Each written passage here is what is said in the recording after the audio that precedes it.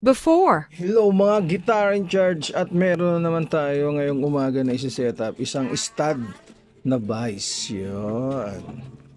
At meron na naman tayong string na palabas. Ayan. Okay, talagang kung mapapansin mo, no, yung iba talaga hindi nila masyadong focus sa mga gantong bagay. Ayan, may kabit lang nila, okay na yun. Pero malamang itataka sila kung bakit iba yung higpit dito, iba rin yun doon. So, sa amin sa ayusin natin. Ano? Ayan, yung mga fret niya, ayan, grabe. Tsaka yung board, napakadumi na. Pinapa-set up sa atin, no? Naka-round end yan, no? Okay din tong vice.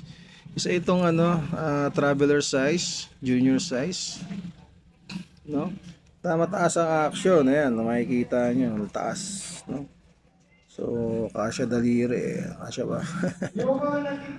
Ayan, no? So, ayusin natin yung stud na vice, no? Isi-set up natin.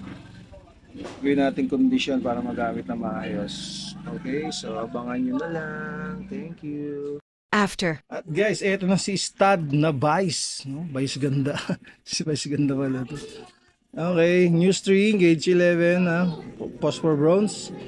So ayan, naka-proper way na siya ng paglagay ng string, at nakalaking string na yan. Kung makikita nyo, ayan, halos lahat nakalock na yan, no?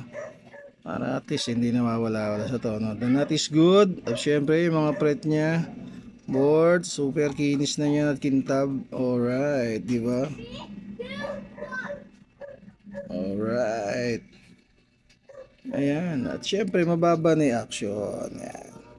No, sa mga maikling gitara, hindi okay yung mababa kasi napakalambot ng string nila dahil maikli sila.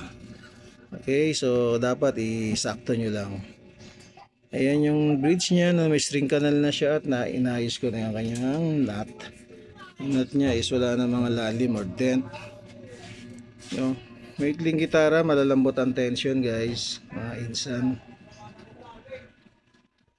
Kaya dapat hindi siya masyadong mababa kasi magsasayad na yung string nyo dyan.